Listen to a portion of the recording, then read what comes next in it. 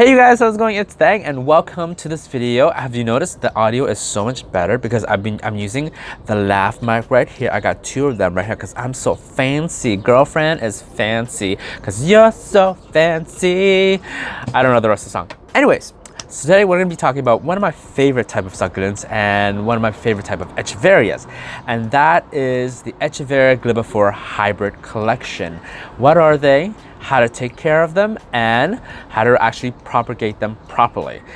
So the Gibbaflora Hybrid collection can range from this small to this gigantically huge. Yes, they can grow up to 50 centimeters wide and 30 centimeters high, or even a little bit more than that, right?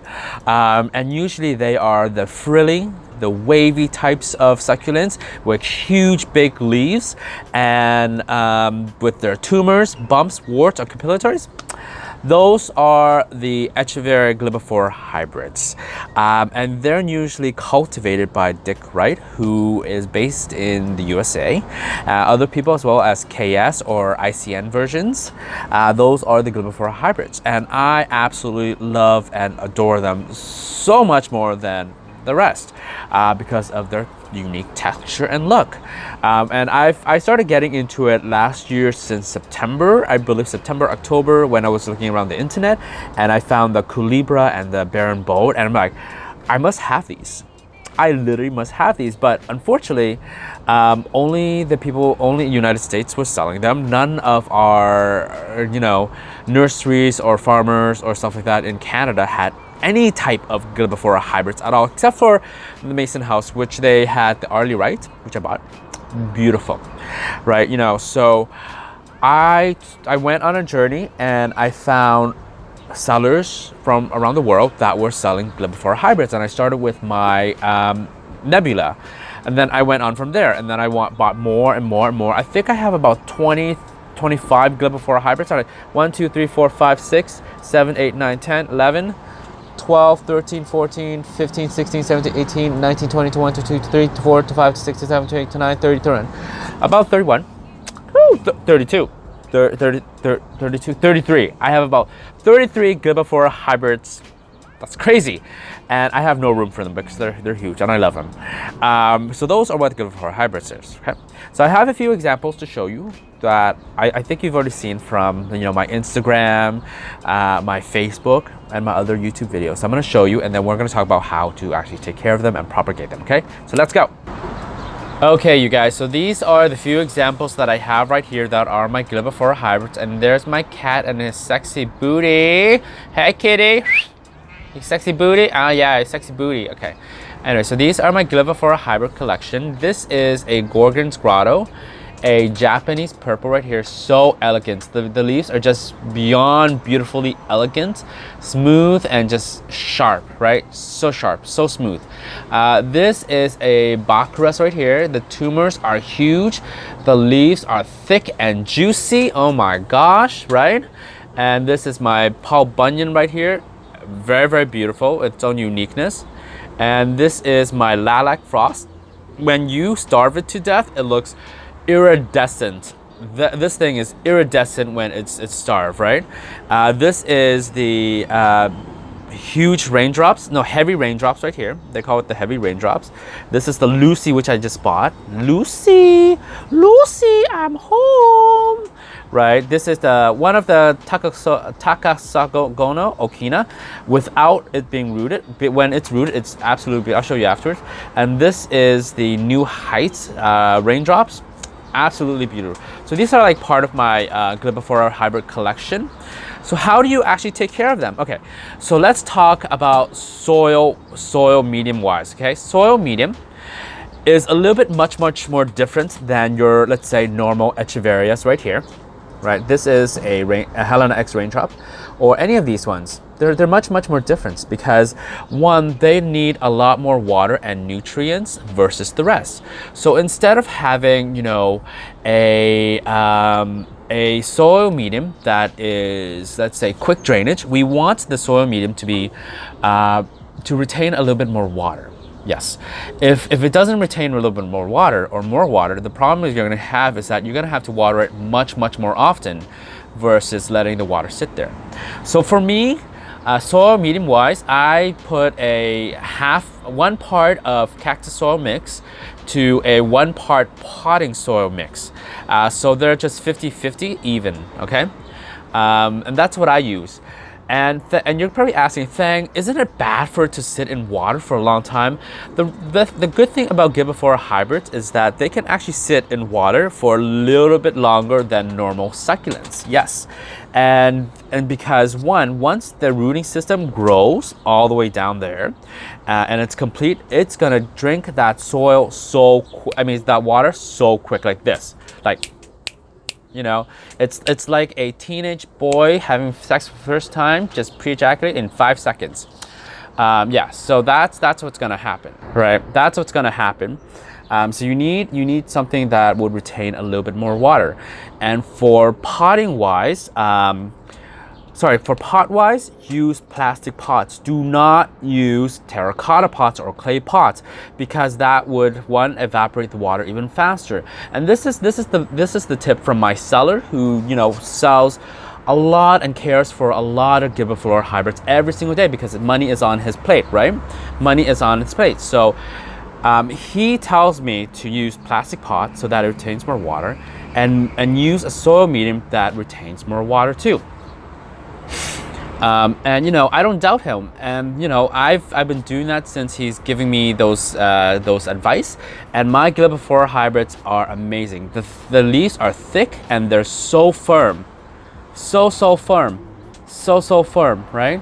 Very firm leaves. Like this barren bowl right here, where I had it in gritty mix, the leaves were shrinking until I changed it into this soil mix right here, and it's grown bigger, so much bigger. So that is soil medium and pots. Number 2, what do I use as fertilizer? I use a Miracle-Gro fertilizer. So Gibbaflora hybrids are best with higher nitrogen levels.